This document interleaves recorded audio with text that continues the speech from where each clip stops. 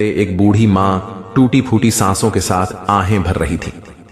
उसकी एक आंख नहीं थी और दूसरी से भी बस धुंधला धुंधला सा नजारा आता था। वो मां जिसने अपने बेटे को पाल पोस कर जवान किया, आज उसी बेटे की बेरुखी ने उसे दरबदर की ठोकरें खाने पर मजबूर कर दिया। जिस बेटे को उसने अपने खून और पसीने से पाला, वही आज उसकी जन्नत उजाड़ चुका था। मजबूरन वो बूढ़ी मां एक दरख्त के नीचे सहमी बैठी थी। हाथ में दूध की छोटी सी बोतल थी जो कोई राहगीर मुसाफिर तरस खाकर दे गया था। भूख से बेहाल जैसे ही उसने ढक्कन खोलकर घूंट भरने की कोशिश की, अचानक झाड़ियों से साए साए की आवाज आई। उसका दिल दहल उठा, आंखें फैल गईं। देखा, एक सांप लहूलुहान जख्मों से चूर उसकी तरफ रेंग रहा था। पीछे पीछे एक योगी सपेरा बीन बजाते हुए उसका पीछा कर रहा था। मगर खुदा की करनी देखिए, वो सांप किसी तरह जोगी के हाथ से बच निकला और सीधा बुढ़िया के फटे पुराने आंचल में जा छुपा। बुढ़िया की सांस ऊपर की ऊपर और नीचे की नीचे अटक गई। बदन कांपने लगा, मगर उसी वक्त अल्लाह के हुक्म से सांप इंसानों की तरह बोल पड़ा। अम्मा डरिए मत, मैं आपको कोई नुकसान नहीं दूंगा। मेरा दुश्मन पीछे पड़ा है, मैं जख्मी हूं, मुझे पनाह दे दीजिए। मां हैरान थी, ये सांप भी बोल रहा है। दिल पसीज गया, आंसू छलक पड़े। कांपते हाथों से उसने अपने फटे पुराने दुपट्टे में उसे छुपा लिया। इतने में योगी पास आया और बोला, ए बुढ़िया, यहां से कोई सांप गुजरा है? मां कांपती आवाज में बोली, नहीं बेटा, मैंने किसी सांप को नहीं देखा। जोगी दूसरे रास्ते मुड़ गया। सांप आंचल से बाहर निकला और बोला, अम्मा, आपने मेरी जान बचाई है, मैं जिंदगी भर आपका यह एहसान नहीं भूलूंगा। मगर आप क्यों रो रही हैं? मुझे बताइए, मैं आपकी क्या मदद कर सकता हूं? यह सुनते ही बुढ़िया की आंखों से अश्कों का दरिया बह निकला। उसने दर्द भरी आवाज में कहा, बेटा, अगर सुनना चाहते हो तो दिल मजबूत कर लो, मेरी कहानी बहुत दर्दनाक है। उसने कांपते लफ्जों में अपना गम बयान करना शुरू किया। मेरे पेट में बच्चा था कि मेरा शौहर इस दुनिया से चला गया। ससुराल वालों ने धक्के मारकर मुझे घर से निकाल दिया कि कहीं हिस्से में से उनका माल न बढ़ जाए। तन्हाई और मजबूरी में मैं दर बदर भटकती रही। फिर गांव के एक रईस ने रहम खाकर मुझे अपने घर काम पर रख लिया और सर छुपाने को मिट्टी का एक छोटा सा मकान दे दिया। दिन गुजरते गए और मेरा हमाल बढ़ाता गया और फिर एक रोज अल्लाह ने मुझे बेटे जैसी औलाद से नवाजा। वो मेरा दिल का टुकड़ा, मेरी आंख का तारा था। उसी के सहारे मैं दोबारा जी उठी थी। मगर तकदीर का फैसला कुछ और था। एक रोज मैं अपने नन्हे बेटे के साथ काम से लौट रही थी कि अचानक तूफानी आंधी चली और एक पेड़ मेरे लाल पर गिर पड़ा। उसकी मासूम आंख बर्बाद हो गई। उस वक्त मेरा कलेजा चीर गया।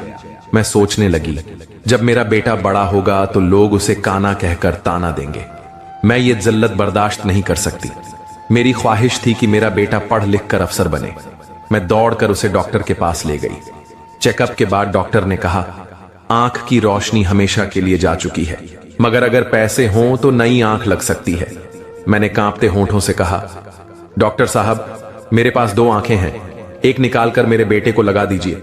मैं अंधेरी जिंदगी गुजार लूंगी, मगर अपने बेटे को एक आंख वाला देख नहीं सकती।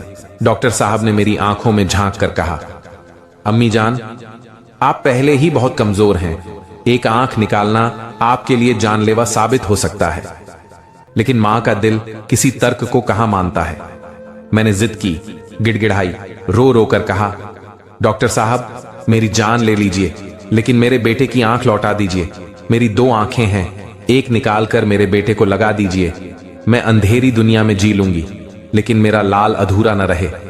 आखिरकार डॉक्टर झुक गया। मेरी आंख निकाल दी गई और मेरे बेटे को नई रोशनी मिल गई। वो तंदुरुस्त हो गया, स्कूल जाने लगा।